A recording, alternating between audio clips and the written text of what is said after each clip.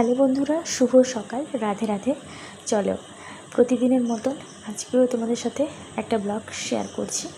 চলো ব্লগটা শুরু করছি শ্বশুরবাড়ি থেকে, শেষ করবো বাবার বাড়ি থেকে। চলো প্রতিটা মুহূর্ত ক্লিপ নিতে পারি না তো মামার জন্য, ওই জন্য যতটুকু পেরেছি তোমাদের সাথে শেয়ার করবো। চলো সকালবেলা উঠে ব্রাশ ট্রাশ করে চান টান করে পুজো টুজো করে এই যে দেখতে পাচ্ছ আমার একটা প্রতিদিনের ডিউটি। সকাল হোক, সন্ধ্যা হোক, দুপুরে হোক, যখন হোক আমার খাটের অবস্থা পুরো খারাপ হয়ে যায় মামামের জন্য। মামামকে ওর বাবা একটু বাইরে নিয়ে গেছে, আমি সেই ফাঁকেই একটু ভালো করে গুছিয়ে নিচ্ছি। চলো মশারিটা অনেক দিন হয়ে গেল কাচা হয়নি, ওটাও কাচতে হবে। চলো বাবার বাড়ি চলে এসেছি এখন, বাবার বাড়ি থেকে গেলে তারপরে কাচবো। চলো ওর বাবা আবার মামামকে নিয়ে চলে এলো এখানে। চলো তোমরা কন্টিনিউ ভিডিও দেখতে থাকো। এখানে মামাম ওর বাবা নিয়ে এলো।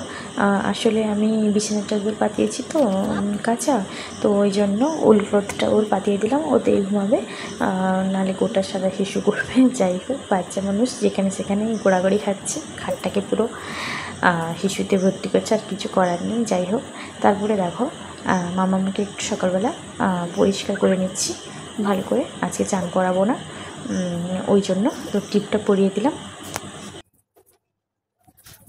তো ওকে টিপারও পরিয়ে দিয়ে এখন একটা প্যান্ট পরিয়ে দিচ্ছি, তারপর নিচে নিয়ে চলে যাব আমার বরকে চা বানাতে।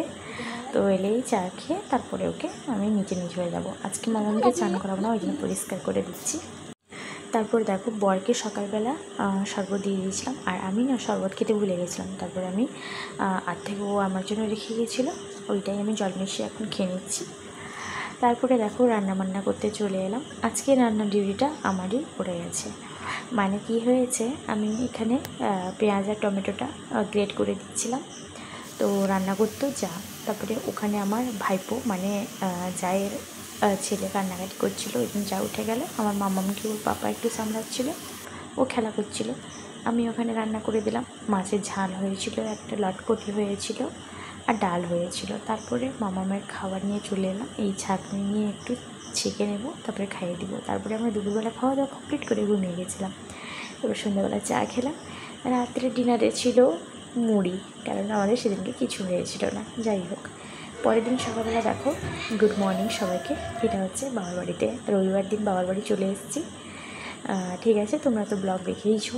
তারপরে দেখো ব্রাশ করে চা আরও খেয়ে দেখো এখানে আমার দিদির গোপাল, আমার গোপাল, আমার আধা ডুবুর সবাই আছেন এখানে, সবাইকে আমি সেবা করছি আজকে। তো দিদি পুজোটা করতো, আমি পুজো করে দিলাম। আমি বললাম আমি আজকে পুজো করবো।